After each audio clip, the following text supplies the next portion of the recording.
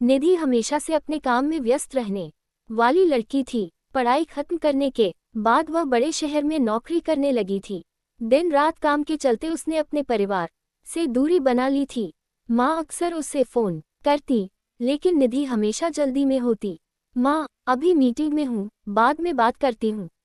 वक्त बीतता गया और निधि की व्यस्तताएं बढ़ती गईं।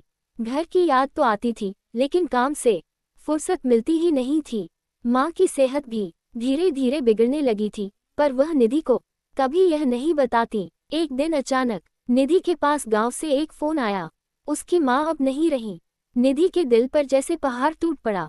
वह तुरंत अपने गांव पहुंची। माँ की सादगी भरी मुस्कुराहट हमेशा की तरह घर के आंगन में नहीं थी। माँ के जाने का दर्द उसे हर पल महसूस हो रहा था। वह अपने आप को दोषी मान रही थी कि उसने माँ के साथ अधिक समय नहीं बिताया। घर के कमरे में जाकर उसने माँ की यादों में खोए हुए कुछ पुरानी चीजें देखनी शुरू की। तभी उसकी नज़र एक पुरानी डायरी पर पड़ी, जिसके पहले पन्ने पर लिखा था, निधि के नाम, जब मुझे समय नहीं मिलेगा। आंखों में आंसू लिए निधि ने वह चिट्ठी खोली।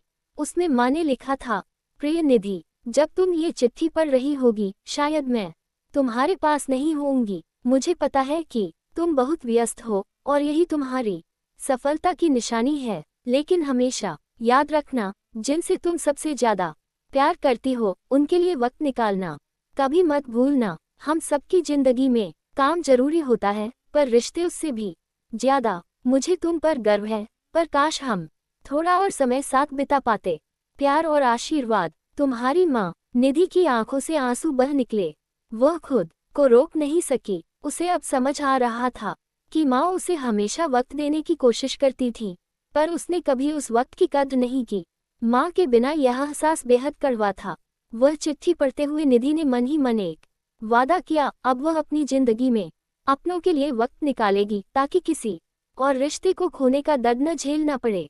सीख, निधि की कहानी हमें ये सिखाती है कि जीवन की भागदौड़ में हम अक्सर अपने अपनों को नज़रअंदाज कर देते हैं, जबकि वे ही हमारे जीवन का सबसे महत्वपूर्ण हिस्सा होते हैं।